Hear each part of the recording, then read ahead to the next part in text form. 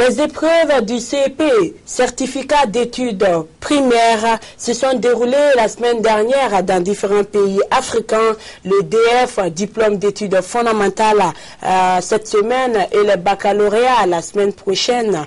Vous l'aurez compris, nous sommes en pleine période d'examen de fin d'année et c'est le thème de la présente édition du Journal des enfants. Bonsoir et bienvenue. Pour en parler avec nous sur ce plateau, M. Seydou Cissé, proviseur du lycée Gandiamory Keïta à Bamako, au Mali. Bonsoir, monsieur. Bonsoir, madame. Merci d'avoir accepté notre invitation. C'est moi qui vous remercie. Tout d'abord, suivons ensemble les sommaires de cette édition. Fan de l'émission des enfants, bonsoir. Au sommaire de cette édition, c'est très facile, il faut juste relire pour comprendre. Que j'ai fini l'épreuve d'études et tests. C'était bien, ça s'est bien passé.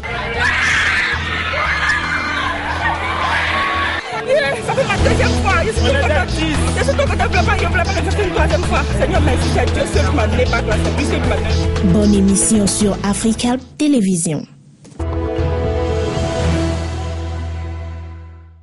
Ça y est, c'est presque la fin d'une année scolaire souvent bien mouvementée en Afrique. Si les petits écoliers sont contents d'aller en vacances, les candidats des examens de fin d'année sont entre joie et stress. À quoi ressemblent ces examens de fin d'année? Élément de réponse dans ce reportage. Si pour la majorité des écoliers, les derniers jours de juin sont synonymes de fête des écoles et de projets de vacances, il n'en est pas le cas toujours chez les candidats aux différents examens de fin d'année. Après 9 mois d'études, la période des examens est enfin là et les professeurs n'ont qu'un seul slogan, tolérance zéro aux tricheurs. Le CEP, certificat d'études primaires, le DF, diplôme d'études fondamentales ou BPC, et le baccalauréat sont entre autres les examens les plus importants de la période. Quelle est alors la méthodologie de déroulement de ces examens? Après la publication des centres, chaque élève doit identifier son centre de composition avant les jours J. Les jours d'examen, avant d'entrer en salle, il présente sa pièce d'identité en cours de validité, remplit la fiche de présence avant de prendre place selon le numéro à lui attribué. À ce moment précis, le candidat est face à son destin. Pour éviter une mauvaise surprise, l'élève a intérêt à être prêt psychologiquement et moralement. Sinon, c'est pareille scène qui l'attend.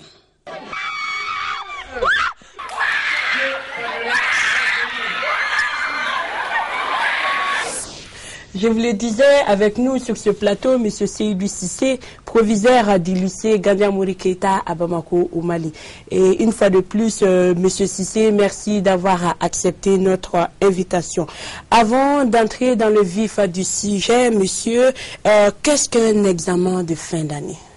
Merci beaucoup, Madame Dia, de m'avoir donné la parole pour parler d'examen en cette période où nous sommes en train de finir l'année. Et il y a beaucoup d'examens en cascade, à savoir le CP dans certains pays, le DF ou BPC et le bac la semaine prochaine au Mali. Ce faisant, en revenant à votre question, moi je dirais tout simplement qu'un examen de fin d'année, c'est tout simplement une évaluation dans une ou plusieurs épreuves. Mais dans le cas de l'examen de fin d'année, c'est une activité, c'est une évaluation qui est transversale, parce que tout simplement, ça porte sur les différents trimestres de l'année. Alors, quelle est la pertinence de ces évaluations sur le cursus scolaire d'un enfant? C'est pertinent de faire un examen de fin d'année dans la mesure où ça permet, si vous voulez, aux pédagogues de savoir exactement quels sont les élèves qui ont appris, qui ont ici, si vous voulez, un certain nombre de compétences dans les matières qui ont été enseignées. En ce moment, l'examen devient comme un filtre qui doit tout simplement laisser passer ceux-là qui sont mieux aptes, si vous voulez, à poursuivre les études dans la classe supérieure. Voilà pourquoi, pédagogiquement parlant, il est bon d'organiser des examens en fonction des cycles. Et là, ce faisant, maintenant, un élève qui doit quitter un cycle pour un autre, il doit quand même avoir un certain nombre de compétences. Il ne sait pas, si vous voulez, un certain nombre de connaissances dans les matières enseignées dans ce cycle bien précis. Voilà pourquoi maintenant, avant d'aller au cycle supérieur, il est bon que l'élève soit évalué et qu'il donne la preuve comme quoi qu'il est apte, il est mieux préparé pour affronter les épreuves qui seront, c'est pas les cours qui seront enseignés dans les classes supérieures. Selon vous, combien de temps il faut pour qu'un élève prépare bien son examen de fin d'année? Moi, je dirais tout simplement, si nous prenons un cycle, je suppose que là, c'est pas le CP, par exemple, ça dépend de la première année jusqu'à la 6e année. Mais si nous sommes en classe c'est pas d'examen, par exemple la 6e année ou encore la 9e ou la terminale, la 12e, il serait quand même bon que l'élève se dise que, en fait, l'examen se prépare depuis le premier jour. Cela veut dire qu'il doit se donner une méthode de travail. Moi, j'ai tout le temps dit aux élèves, c'est pas que j'ai rencontré, un examen, celui qui travaille sérieusement, si vous voulez, 2 heures par jour, c'est pas du premier jour jusqu'au, c'est pas la date de l'examen, il n'y a pas de raison que la personne ne passe pas. C'est pour dire simplement que c'est la méthode, il faut travailler sur la durée, sur le temps. Il ne faut pas vouloir attendre, si vous voulez, les derniers jours de l'examen pour pouvoir apprendre tout, réviser, apprendre en même temps. Ça sera compliqué. C'est des élèves qui viennent souvent, déjà à l'examen étant esquintés. C'est ce qui explique souvent les surménages, les pères qui s'installent ou encore des élèves qui vont compter sur c'est pas le pétrole en termes un peu dans leur jargon. Et là, c'est pas la fuite des sujets ou encore d'autres choses. Ce n'est pas pertinent. Moi, je me dis, un élève qui veut passer à son examen, que ce soit le CEP, le DF ou le BEPC ou le bac, l'examen se prépare depuis le premier jour de la rentrée. C'est sûr.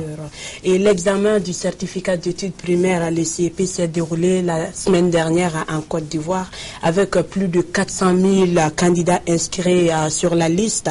Les épreuves se sont déroulées sans aucun incident à travers les territoires. Centre Cocody Est 1, il est 8h25 ce mardi. Les élèves sont en salle pour les épreuves écrites du CEPE qui se déroulent sur l'ensemble du territoire national. Première épreuve soumise aux candidats, l'étude de texte.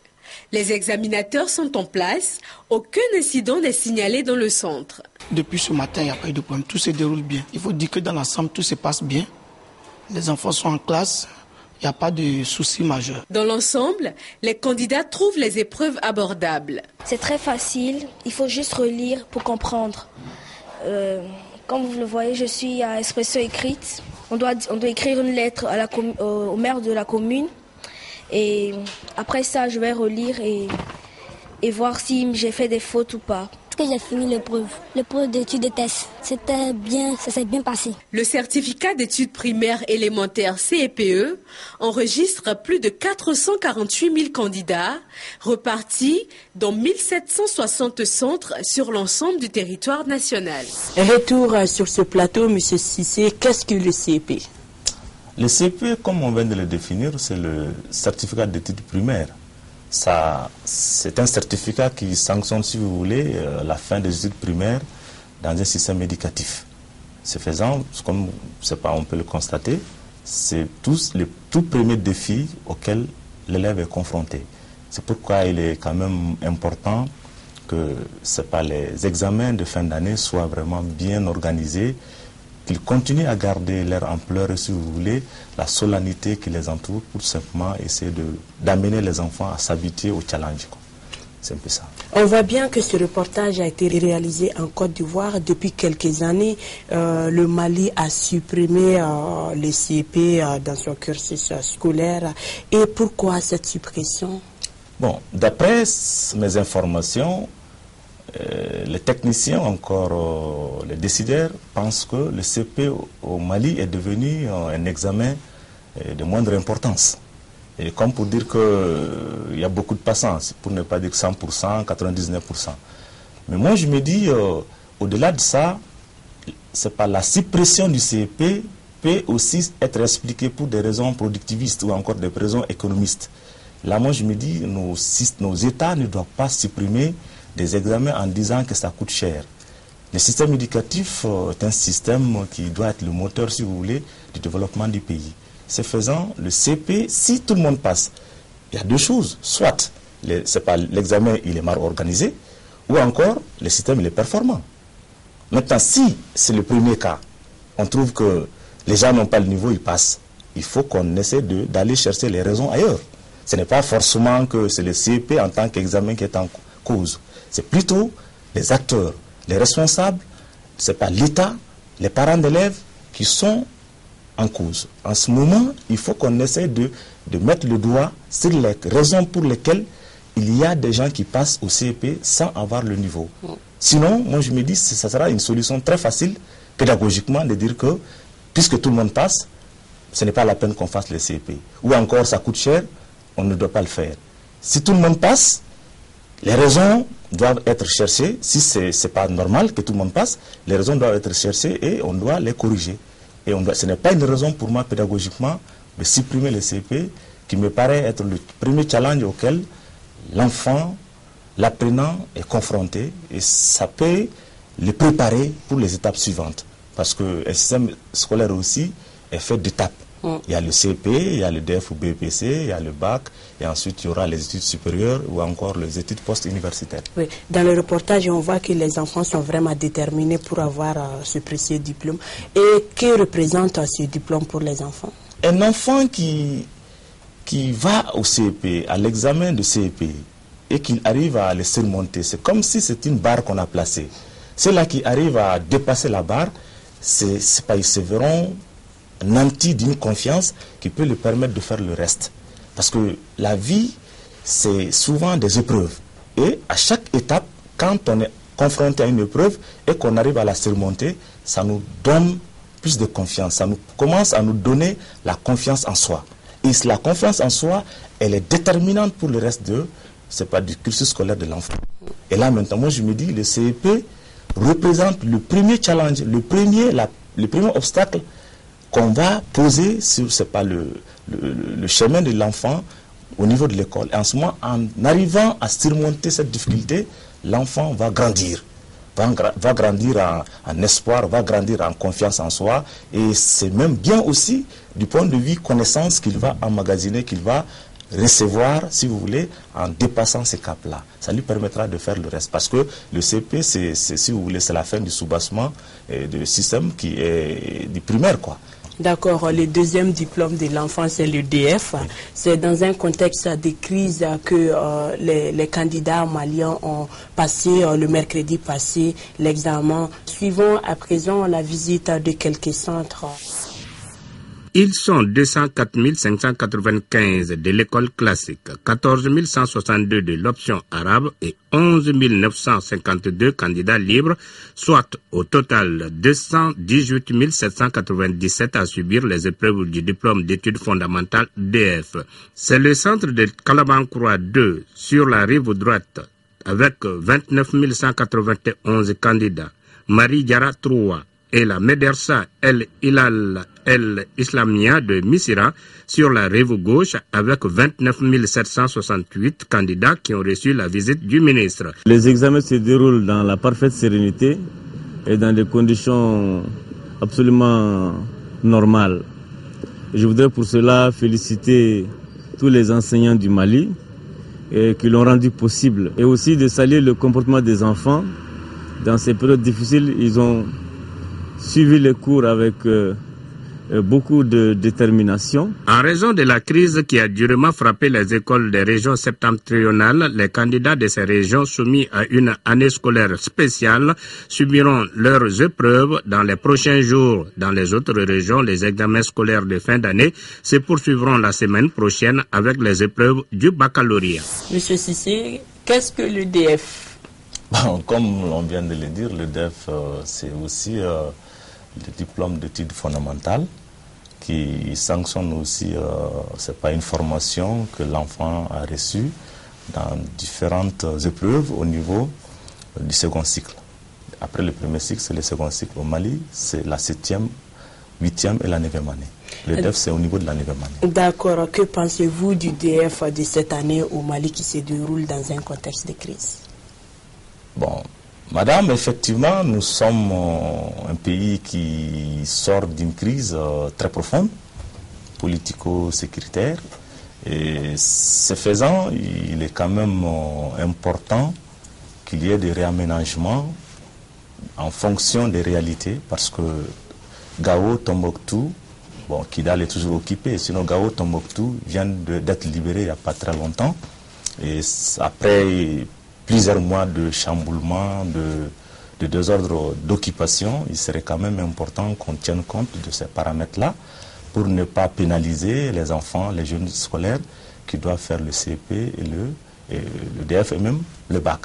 Ce faisant, dans le reportage, je me rends compte que l'État malien est en train de faire des efforts dans ce sens-là pour que ça soit différé pour les élèves des régions septentrionales.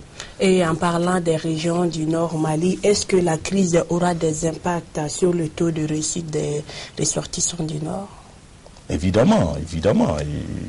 Pédagogique, c'est pas du point de vue pédagogique. Ce qui s'est passé, ça ne peut pas laisser les élèves indemnes du point de vue psychologique, mental ou moral. Et moi, je suis convaincu que cette année, puisque la roue ne peut pas s'arrêter, l'histoire ne peut pas s'arrêter, on ne peut pas arrêter tout le système parce qu'il y a eu cette occupation-là. Sinon, c'est qu'évident, l'occupation aura un impact négatif sur non seulement le déroulement, mais aussi du point de vue, c'est pas de la performance des scolaires qui seront soumis à ces épreuves-là. Si j'ai bonne mémoire, l'année dernière, on a fait un bac à l'intention de déplacer, de refuser, mais les résultats, à mon avis, n'étaient pas aussi probants. C'est l'ensemble des cas. Le diplôme d'études fondamentales, on l'appelle DF au Mali et BPC en Côte d'Ivoire ou au Burkina. Et quelle est la différence entre DF et BPC? Bon, moi je dirais simplement que du point de vue contenu, il n'y a pas assez de différence. Mais ce qui est évident et que nous devons comprendre, la pédagogie, ce n'est pas une science, c'est un art. Ce faisant, comme chaque pays, en fonction de ses réalités sociales, économiques, politiques et culturelles, peut aménager son système, c'est pas en fonction de ses objectifs, ses réalités. Sinon qu'au Mali, il y a des élèves ivoiriens, sénégalais, burkinabés ou encore togolais qui viennent faire des formations ici, mais le BPC est accepté en tant que c'est comme l'équivalent du DEF au Mali. Et dans ces pays-là aussi, vice-versa, le DEF malien, c'est pas accepté comme l'équivalent du BPC dans leur pays. Bon, maintenant, moi je me dis, peut-être dans les jours à venir, peut-être il peut pourquoi ne pas changer le nom de DEF en BPC, ou encore le Mali aussi peut peut-être harmoniser l'appellation dans les cas de l'IOMA ou encore de la CEDEAO, pour que nous ayons une appellation unique dans notre espace. C'est tout simplement une question d'appellation, mais le contenu, je l'ai dit, n'est pas copie conforme dans les différents pays. Parce qu'il faut voir quand même qu'au niveau du second cycle, je croyais qu'ils ont 4 classes, alors que nous en avons 3 ici. Monsieur Cissé, parlons à présent du bac. Le baccalauréat est une épreuve déterminante dans la vie d'un futur étudiant et c'est pourquoi il faut mettre toutes les chances de son côté pour franchir ces caps et ce n'est pas simple. Suivons à présent la vie d'un candidat marocain au baccalauréat. Le jour J approche, le stress et l'anxiété augmentent. À une semaine des examens du baccalauréat, Sabrine fait ses dernières révisions, une préparation dans des conditions assez difficiles pour cette future bachelière qui vit dans la commune de Beni Koulal à 10 km de Taouirt. Ici, nous n'avons pas accès aux nouvelles technologies de l'information et de la communication. Nous n'avons même pas de photocopieuse. Ces candidats au baccalauréat sont aussi logés à la même enseigne. Ici, pas de club ou de bibliothèque où ils peuvent réviser en groupe. Je suis venue ici réviser avec mes amis parce que c'est calme et il n'y a aucun autre endroit où aller. Tout est loin.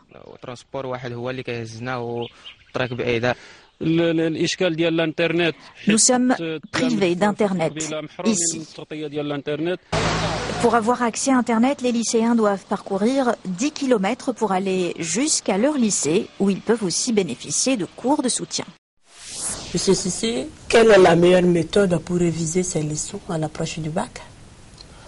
Dans un système normal, si vous voulez, dans chaque épreuve qui doit concerner, c'est pas le bac, on doit pouvoir terminer, c'est pas le programme et laisser un petit temps aux élèves pour la révision. En ce moment, malheureusement, dans la pratique, on se rend compte que rares sont les enseignants et dans les écoles où on termine les programmes à 80% dans les différentes matières.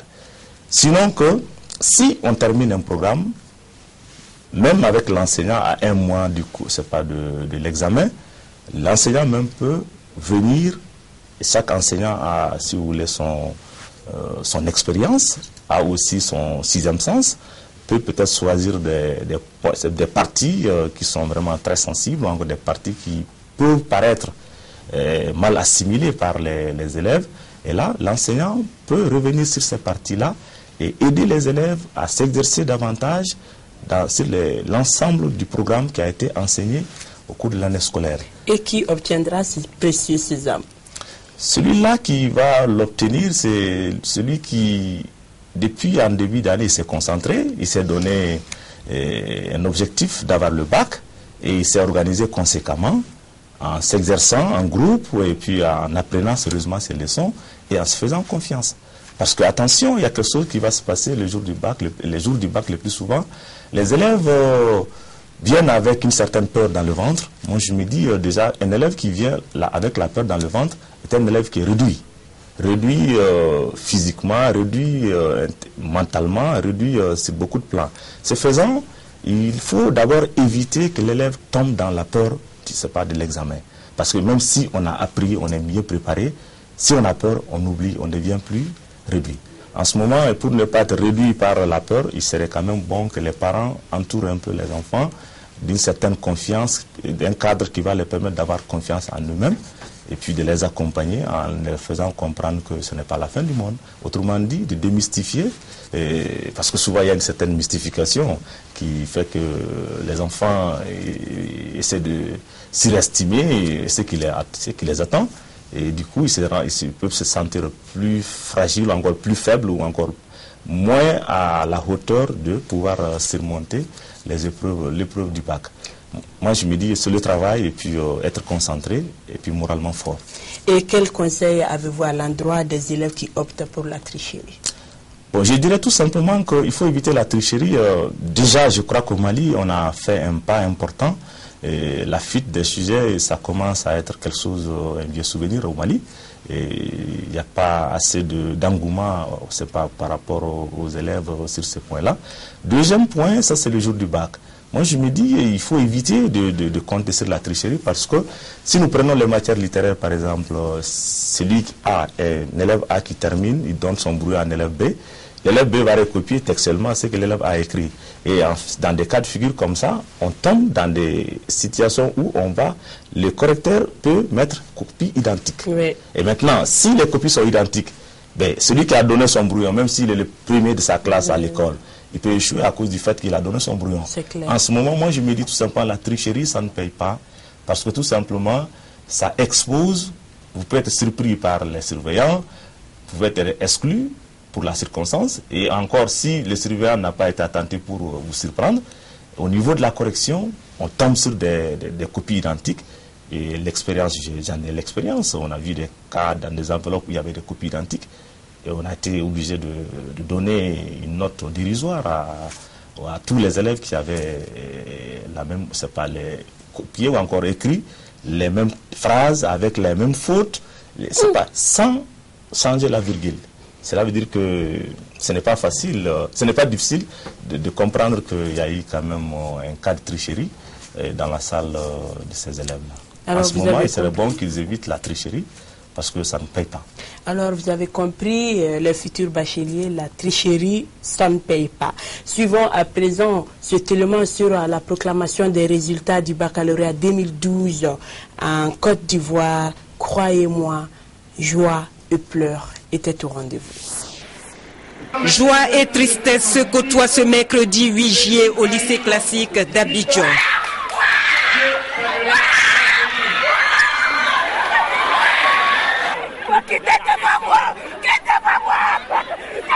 Le résultat du baccalauréat 2012 vient de tomber. Ça me dépasse, je ne peux pas dire. Il peut pas dire 9 mois, mais c'est fini.